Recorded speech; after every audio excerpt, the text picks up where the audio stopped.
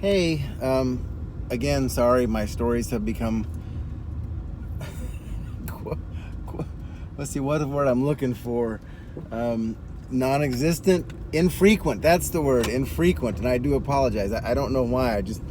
Lately my mind's been on other things. But today I don't know why I was thinking about this. I was thinking about sports mishaps.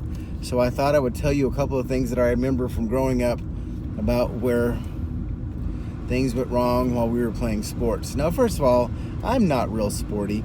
I'm not particularly athletically inclined. I'm not very fast. I'm not particularly quick. My hand-eye coordination is not great, and so maybe these stories will speak to that. So the first one I was thinking about is, again, this is another injury caused by Uncle Joel. We were in the backyard when we were in Idaho, and I suppose he was probably in the 8th grade. It may have been the summer after he was in the 8th grade and I was in the 6th grade, because honestly, I can't imagine, maybe when he was after 9th grade, but I can't imagine him playing baseball with me much later than that, when he was much older. It just would not have been his thing. So let's say it's like after the summer after 6th and 8th grade. But anyway, we were just playing catch in the backyard, and so he wanted to practice pitching, and so of course I want to practice being the catcher. Now the catcher, of course, is the one that squats down behind home plate and wears a mask and a chest protector and shin protectors and a helmet. But of course, ain't nobody got time for that. So I just squat down like I'm the catcher with my regular baseball mitt. Uncle Joel hauls off and pitches the ball. I assume he threw it as hard as he could or close to it. And, caught it. And then one of them, I've squatted down. I got my little glove up, in front of my face. And the ball misses. I missed the ball. The ball goes right over the top of the glove and hits me right in the middle of the forehead. Boop! I don't know if it knocked me down or not, but I remember it hurt, and it made a big bonging noise in my head. So that was one. Another one was when we had gone to Alabama to visit our family there. Again, this is when we lived in Idaho. I would say I probably at this time, this may have been the summer, probably after 7th grade, maybe 8th grade, and my cousins and I and Uncle Joel had been out in my grandmother's front yard. This is Mama Welch, playing softball. We had a game of softball going, and it was starting to get dark. And again, as most of you know, seeing in the dark is not necessarily my strong suit. So the sun was going down. It was just getting dusky time. I mean, just kind of not quite dark, not quite light. And I was talking to somebody, I think looking out away from where everybody was, and then somebody yells my name. I think it was my cousin Jeff yells my name. I turn around just in time. I mean, just in time for that softball to hit me right smack dab in the nose. And it went from nothing to just full out whoosh, waterfall of blood down the front of my shirt, just like that. If you didn't hear that, that was a finger snapping, just like that. And you know what is funny? That is the first and only bloody nose I've ever had in my entire life. I've never had one before, never had one since. But anyway, I remember that. And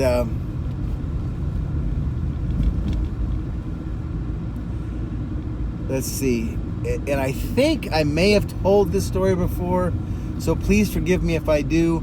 And then again, I may not have, because I do tell this story as part of my training that I do when I teach people CPR first aid. So that was a humble brag right there, just to inform you that I, of course, am a certified American Red Cross CPR first aid AED instructor.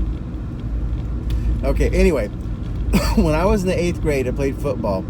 And again, I'm guessing I've told this story before, so please move on if you've heard it. But anyway, when I was in the 8th grade, I played football. We went to play a game in Meridian, Idaho, I think, which was just on the other side of Boise. And in the 8th grade, because there's a difference that when boys go through puberty around that age, that they had a lightweight and a heavyweight team, and I was on the lightweight team, but I was actually the biggest kid on the lightweight team. I think I weighed 113 pounds, and that was the max to be on the lightweight team. And again, because in the 8th grade, a lot of boys are becoming men. Some of them have mustaches and beards, and others are just still boys. It's just a matter of when puberty kicks in. But anyway, so we're playing this game, and it's a kickoff. So in a kickoff, when you're the team that's kicking the ball, after the ball is kicked, you run down the field and you try to stop the person who catches the ball from the other side from getting past you, so that they can't. You want to keep them from getting as far back as they can, or you want to limit the amount of real estate they get to do. Anyway, so I remember this, and again, this was 45 years ago, because I think I was maybe 44 and a half, but nonetheless, a lifetime ago. I'm running down the field, and I've made a mistake. And the mistake I've made is I'm standing straight up. I'm running as fast as I can, standing straight up. And I remember, I can see it now, that all of a sudden I see this kid who is doing what he's supposed to do, which is crouching down while he's running. And he comes up to me, and he puts his face mask of his helmet. I remember seeing it right here on my chin. I mean, he's coming up, and I'm running flat out toward him. And then the next thing I remember, I'm looking up at the sky, and there's a referee standing over me asking me if I'm okay. So I was completely unconscious for some period of time. And this is why I tell this as part of the first aid training, because this is a perfect example of very likely a concussion. And again, I'm in the 8th grade. I'm 13 years old. They take me out of the game, and after about 5 minutes of me sitting on the bench, I can see the coaches looking at me like, "Come on, let's go, get back in there, rub some dirt on it."